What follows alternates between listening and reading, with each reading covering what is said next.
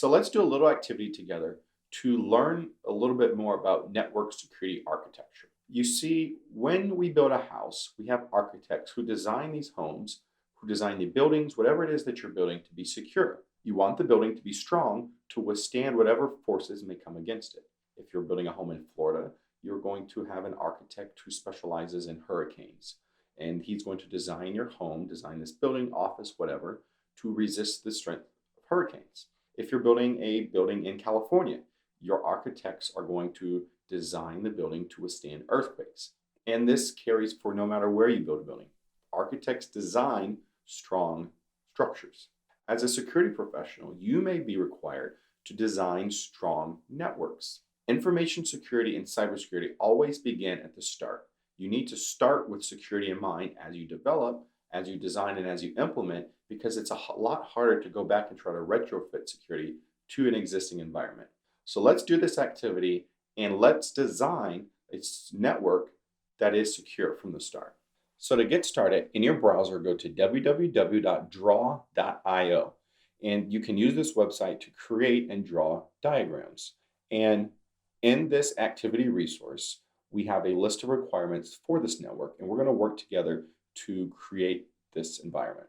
So here's the scenario. Your company has just opened a new office in China, in the Shanghai office. They have a list of employees and computers and network devices that they want to have in this device.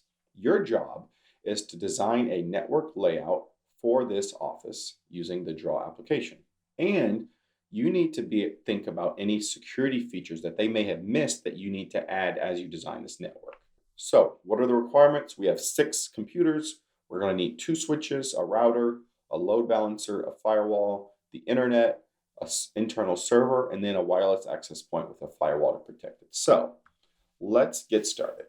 I'm going to look for a cloud because that is the most common representation of the internet. So here we have the internet coming into our network. And what am I going to put behind this internet? My first thing I probably want is a firewall. So let's put a firewall right there. We immediately have a firewall as traffic comes into this environment. The firewall should probably connect directly to the router because that's what's going to route traffic to the internet. And from there, I have 2 switches, so 2 segments in my company. I'm going to balance that load between them. Now, a load balancer is going to balance the load of traffic coming into a network. We want that secure so it sits behind a firewall, but it's going to be pretty early up in the process. So that's probably going to be the next thing we want here. So let's look for a load balancer now. And you may want to design your network differently. As long as you're following secure principles, you should be okay. Okay, my router connects to a load balancer. My load balance is going to alternate traffic between my network switches. And I have 2 of these. Okay, so traffic comes in the internet, goes through the firewall for security. It goes to my router for the correct routing. It goes to a load balancer and gets sent between these 2 switches. Now, I need my employee computers and I need a server. So let's look for some computers. And I'm going to balance this traffic. So let's put 3 on each switch since I have 6. Okay, and then let's bring 3 computers for this other one. Now, I need to have a server somewhere. So put my server here and let's just connect it to this switch here. It doesn't really matter which switch it goes on. I'm going to put mine right there. And finally, we need a wireless access point with a firewall to protect it. So let's bring in another firewall. It's going to be connected to the switch. Let's look for a Wi-Fi access point, and all traffic goes to the access point through the firewall.